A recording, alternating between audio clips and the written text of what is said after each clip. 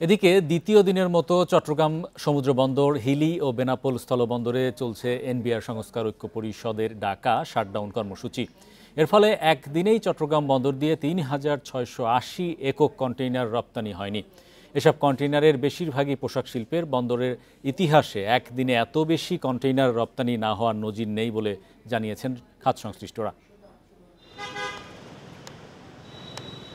রোববার চট্টগ্রাম বন্দর জেটিতে থাকা ৩টি জাহাজ রপ্তানি কন্টেইনার নিয়ে বন্দর ছেড়ে যাওয়ার কথা ছিল, কিন্তু কাস্টমস কর্মীদের শাটডাউন কর্মসূচির কারণে শনিবার ও রোববার কন্টেইনার ডিপো থেকে বন্দরে পাঠানো যায়নি।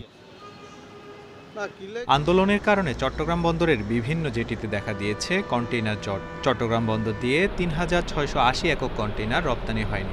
যেখানে রপ্তানিকৃত পণ্য জাহাজীকরণ করা যাচ্ছে না এবং এটা আমাদের জন্য খুব দুঃখজনক হবে। যাদের শিপমেন্ট ক্যান্সেল হয়ে যাবে তাদের এই পণ্য বায়াররা নেবে কিনা সেটা রপ্তানিকারকরাই জানেন। এদিকে বেনাপোল, আখাউড়া ও পঞ্চগড় স্থলবন্দরে বন্ধ রয়েছে সব কার্যক্রম। আমদানি ও রপ্তানিকারকদের প্রতিনিধিরা এসে ফেরত যাচ্ছেন। শুল্কায়ন করতে না পেরে দুর্ভোগে পড়েছেন তারা। অনলাইন সার্ভার বন্ধ থাকায় বেনাপোল পেট্রোপোল বন্দরেও হচ্ছে না আমদানি রপ্তানি কার্যক্রম।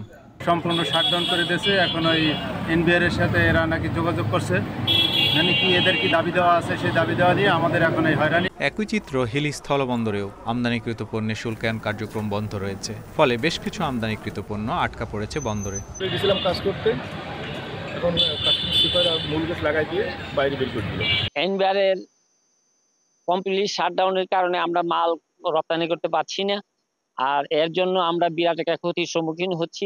ব্যবসায়ীরা বলছেন, চলমান পরিস্থিতিতে ব্যাপক আর্থিক ক্ষতির শিকার হচ্ছেন তারা, আর প্রতিদিন বিপুল পরিমাণ রাজস্ব থেকে বঞ্চিত হচ্ছে সরকার।